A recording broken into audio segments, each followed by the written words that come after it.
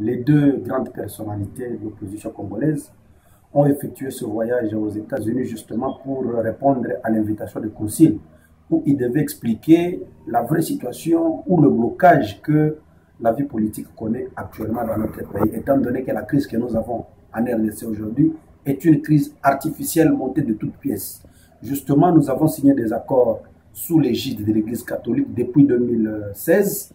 Le pouvoir en place veut s'éterniser au pouvoir, refuse d'appliquer les accords. Voilà la crise que nous avons. C'est une crise d'illégitimité où le président a déjà dépassé son mandat depuis 2016 et il veut se camponner au pouvoir et briguer un troisième mandat. Voilà, les Américains voulaient en savoir plus de la part des leaders de l'opposition. Ils sont allés expliquer le pourquoi de ce blocage. Nous avons expliqué aux Américains ce qui est à la base de ce blocage de la mise en œuvre de l'accord de Saint-Sylvestre. C'est le pouvoir en place qui ne veut pas quitter le pouvoir, qui cherche à acheter certains opposants véreux et mal intentionnés et qui sont devenus membres de leur famille politique. Et pour le reste, c'est la crise qui persiste. Néanmoins, pour chercher l'issue à cette crise, raison pour laquelle on a tenu à ce que les deux personnalités soient entendues aux États-Unis. Mais pourquoi pas? Tous les pays africains sont déterminés, on doit respecter les accords.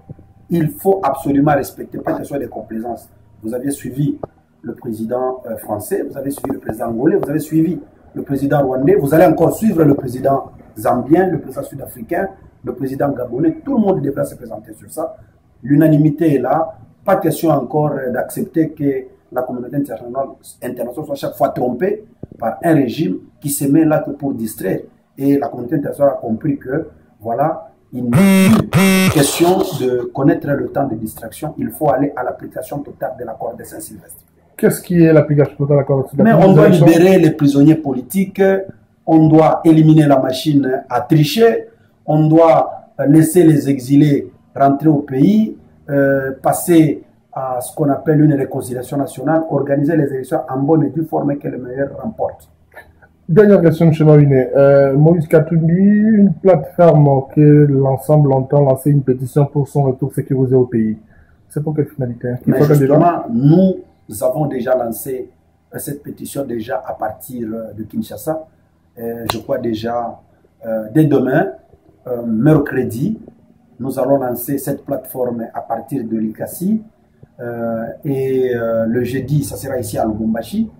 Vous allez vous rendre compte que nous allons lancer cette pétition, justement, c'est pour demander le retour sécurisé de Moïse Katumbi par les Nations Unies. Vous savez que notre pays est signataire des accords et traités internationaux. Le cas de Moïse Katumbi figure dans les accords qu'on a signés à la CENCO. Et vous savez, les accords ont déjà été coulés sous forme d'une résolution par les Nations Unies. Donc, il n'y a pas de tergiversé là-dessus. C'est au-dessus même de nos lois, car les Nations Unies ont déjà pris une résolution. Maintenant, en ce qui concerne ces retours, nous allons signer une pétition pour demander plus d'1 million de signatures, avec déjà bien identifié, et qu'on va présenter devant la communauté, tant nationale qu'internationale, pour que Moïse Katumbi puisse rentrer dans son pays, justement un retour qui sera un retour sécurisé par les Nations Unies, et pourquoi pas par le gouvernement congolais.